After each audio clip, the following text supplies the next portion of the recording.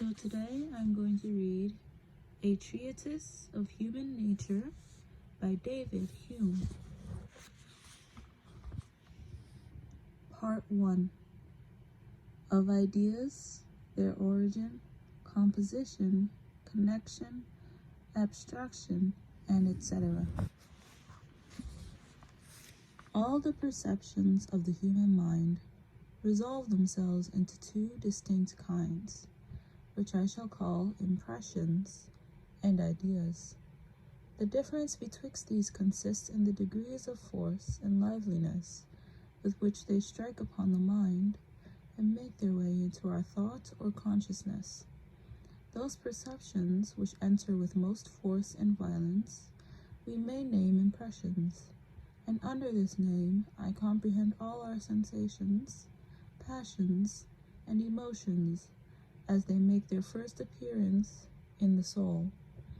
By ideas, I mean the faint images of these in thinking and reasoning, such as, for instance, are all the perceptions excited by the present discourse, excepting only those which arise from the sight and touch, and excepting the immediate pleasure or uneasiness it may occasion. I believe it will not be very necessary to employ many words in explaining this distinction. Everyone of himself will readily perceive the difference betwixt feeling and thinking. The common degrees of these are easily distinguished, though it is not impossible, but in particular instances they may very nearly approach to each other. Thus in sleep, in a fever, in madness, or in any very violent emotions of soul, our ideas may approach to our impressions.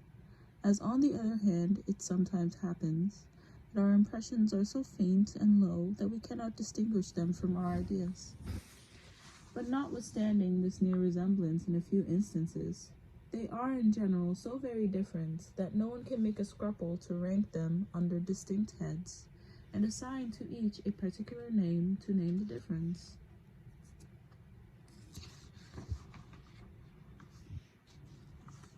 There is another division of our perceptions, which it will be convenient to observe, and which extends itself both to our impressions and ideas. This division is into simple and complex. Simple perceptions or impressions and ideas are such as admit of no distinction nor separation. The complex are the contrary to these, and may be distinguished into parts. Though a particular color, taste, and smell are qualities all united together in this apple, 'tis easy to perceive they are not the same, but are at least distinguishable from each other. Having by these divisions given an order and arrangement to our objects, we may now apply ourselves to consider with the more accuracy their qualities and relations. The first circumstance that strikes my eye is the greater resemblance betwixt our impressions and ideas in every other particular, except their degree of force and vivacity. The one seemed to be in a manner the reflection of the other, so that all the perceptions of the mind are double, and appear both as impressions and ideas. When I shut my eyes and think of my chamber, the ideas I form are exact representations of the impressions I felt, nor is there any circumstance of the one which is not to be found in the other. In running over my other perceptions, I find still the same resemblance in representation. Ideas and impressions appear always to correspond to each other. This circumstance seems to me remarkable, and engages my attention for a moment. Upon a more accurate survey, I find I have been carried away too far by the first appearance, and that I must make use of the distinction of perceptions into simple and complex, to limit this general decision, that all our ideas and impressions are resembling. I observe that many of our complex ideas never had impressions that corresponded to them, and that many of our complex impressions never are exactly copied in ideas. I can imagine to myself such a city as the New Jerusalem, whose pavement is gold and walls are rubies, though I never saw any such. I have seen Paris, but shall I affirm I can form such an idea of that city as will perfectly represent all its streets and houses in their real and just proportions? I perceive, therefore, that though there is in general a great resemblance betwixt our complex impressions and ideas, yet the rule is not universally true, that they are exact copies of each other. We may next consider how the case stands with our simple perceptions.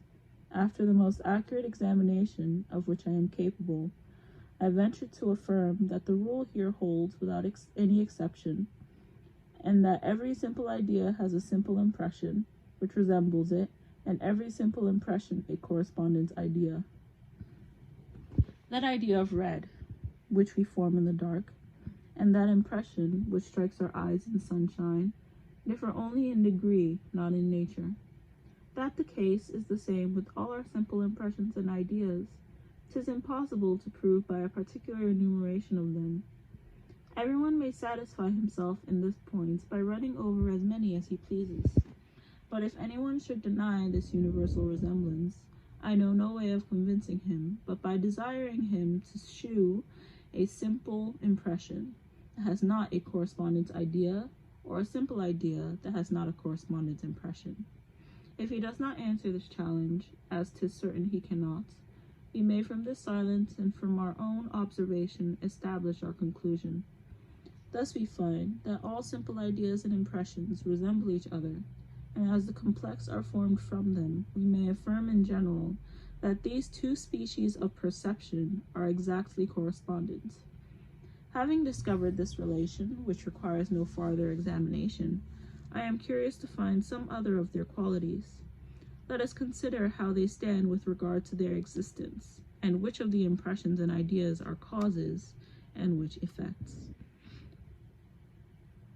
The full examination of this question is the subject of the present treatise, and therefore we shall here content ourselves with establishing one general proposition, that all our simple ideas in their first appearance are derived from simple impressions, which are correspondents to them, and which they exactly represent.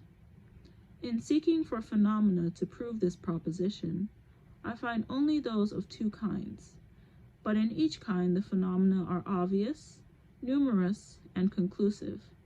I first make myself certain, by a new review, of what I have already asserted, that every simple impression is attended with a correspondent idea, and every simple idea with a correspondent impression. From this constant conjunction of resembling perceptions, I immediately conclude that there is a great connection betwixt our correspondent impressions and ideas, and that the existence of the one has a considerable influence upon that of the other. Such a constant conjunction, in such an infinite number of instances, can never arise from chance, but clearly proves a dependence of the impressions on the ideas, or of the ideas on the impressions. That I may know on which side this dependence lies, I consider the order of their first appearance, and find by constant experience that the simple impressions always take the precedence of their correspondent ideas, but never appear in the contrary order. To give a child an idea of scarlet or orange, of bitter or sweet, I present the objects, or in other words, convey to him these impressions, but proceed not so absurdly as to endeavor to produce the impressions by exciting the ideas. Our ideas upon their appearance produce not their correspondent impressions, nor do we perceive any color or feel any sensation merely upon thinking of them. On the other hand, we find that any impressions, either of the mind or body, is constantly followed by an idea, which resembles it, and is only different in the degrees of force and liveliness. The constant conjunction of our resembling perceptions is a convincing proof that the one are the causes of the other. And this priority of the impressions is an equal proof that our impressions are the causes of our ideas, not our ideas of our impressions. To confirm this, I consider another plain and convincing phenomenon, which is that wherever by any accident the faculties, which give rise to any impressions, are obstructed in their operations, as when one is born blind or deaf, not only the impressions are lost, but also their correspondent ideas, so that there never appear in the mind the least traces of either of them. Nor is this only true, where the organs of sensations are entirely destroyed, but likewise where they have never been put in action to produce a particular impression. We cannot form to ourselves a just idea of the taste of a pineapple without having actually tasted it. There is, however, one contradictory phenomenon, which may prove that 'tis not absolutely impossible for ideas to go before their correspondent impressions. I believe it will readily be allowed that the several distinct ideas of colors, which enter by the eyes, or those of sounds, which are conveyed by the hearing, are really different from each other, though at the same time resembling. Now, if this be true of different colors, it must be no less so of the different shades of the same color, that each of them produce a distinct idea, independent of the rest. For if this should be denied, 'tis possible by the continual gradation of shades, to run a color insensibly into what is most remote from it. And if you will not allow any of the means to be different, you cannot without absurdity deny the extremes to be the same. Suppose, therefore, a person to have enjoyed his sight for 30 years, and to have become perfectly well acquainted with colors of all kinds, excepting one particular shade of blue, for instance, which it never has been his fortune to meet with. Let all the different shades of that color, except that single one, be placed before him, descending gradually from the deepest to the lightest. 'Tis plain that he will perceive a blank where that shade is wanting, and will be sensible that there is a greater distance in that place betwixt the contiguous colors than in any other. Now I ask whether 'tis possible for him, from his own imagination, to supply this deficiency and raise up to himself the idea of that particular shade, though it had never been conveyed to him by his senses? I believe there are few, but will be of opinion that he can. And this may serve as a proof that the simple ideas are not always derived from the correspondent impressions, though the instance is so particular and singular that 'tis scarce worth our observing, and does not merit that for it alone we should alter our general maxim. But besides this exception, it may not be amiss to remark on this head that the principle of the priority of impressions to ideas must be understood with another limitation, viz., that as our ideas are images of our impressions, so we can form secondary ideas which are images of the primary, as appears from this very reasoning concerning them. This is not, particularly speaking, an exception to the rule so much as an explanation of it. Ideas produce the images of themselves in new ideas, but as the first ideas are supposed to be derived from impressions, it still remains true that all our simple ideas proceed either mediately or immediately from their correspondent impressions.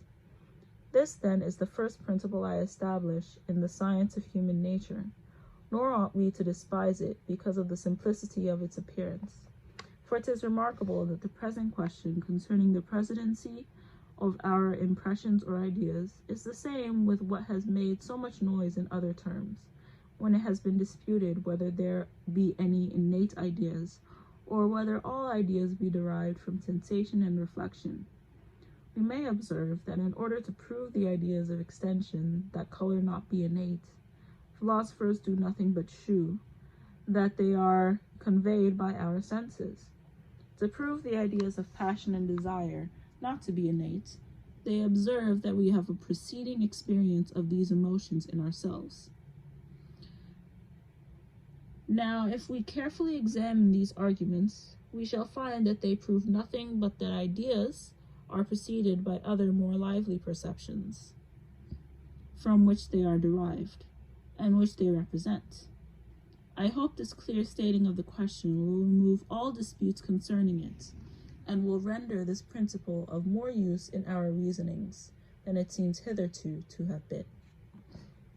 That concludes section 1 of part 1 of a treatise of human nature. I hope you enjoyed this first section, and I hope to see you again for the next section. Bye!